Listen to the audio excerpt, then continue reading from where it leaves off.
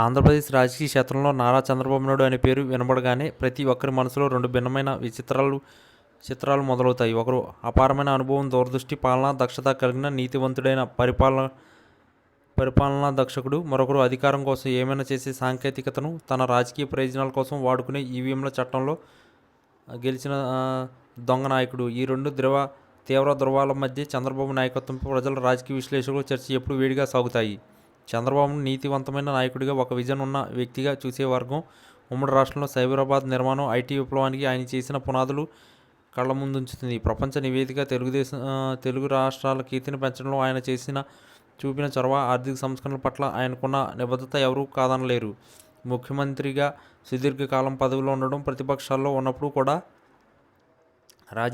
రాజీ పడకుండా పోరాటం అయిన స్థిరత్వానికి, రాజకీయంలో ఆయనకున్న పట్టుని నిదర్శనమని వారు గట్టిగా విశ్వసిస్తారు.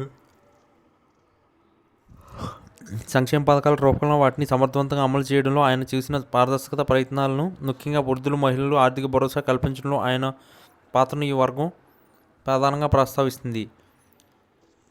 వ్యవస్థల పట్ల ఆయనకున్న అవగాహన, వాటిని ఉపయోగించుకునే సామర్థ్యం ఆయనకు ప్రత్యేకతను ఇచ్చాయని, ఈ లక్షణాలే ఆయనను ఒక నిజమైన నీతివంతమైన నాయకుడిగా నిలబెట్టాయని ఈ వాదన సారాంశం.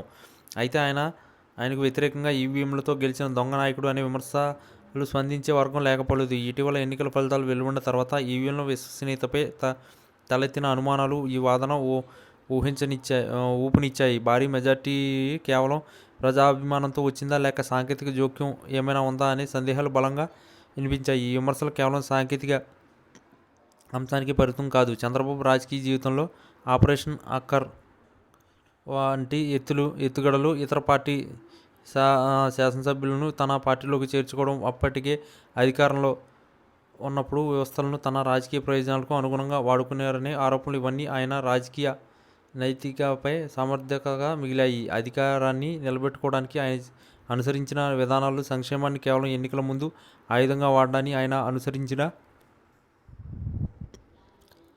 విధానాలు, సంక్షేమానికి కేవలం ఎన్నికల ముందే ఆయుధం వాడుకునే ప్రత్యర్థులపై విరుచుకుపడే విధానం, ఇవన్నీ ఒక నీతివంతుడి లక్షణాలు కావని విమర్శలు గట్టిగా వాదిస్తారు. ఆయన విజయాలు ప్రజాస్వామ్య స్ఫూర్తితో కాకుండా రాజకీయ చాణక్యంతో, అప్పటికే నెలకొని ఉన్న వ్యవస్థగత బలంతో సాధించినవని వారి ప్రధాన అభిప్రాయం.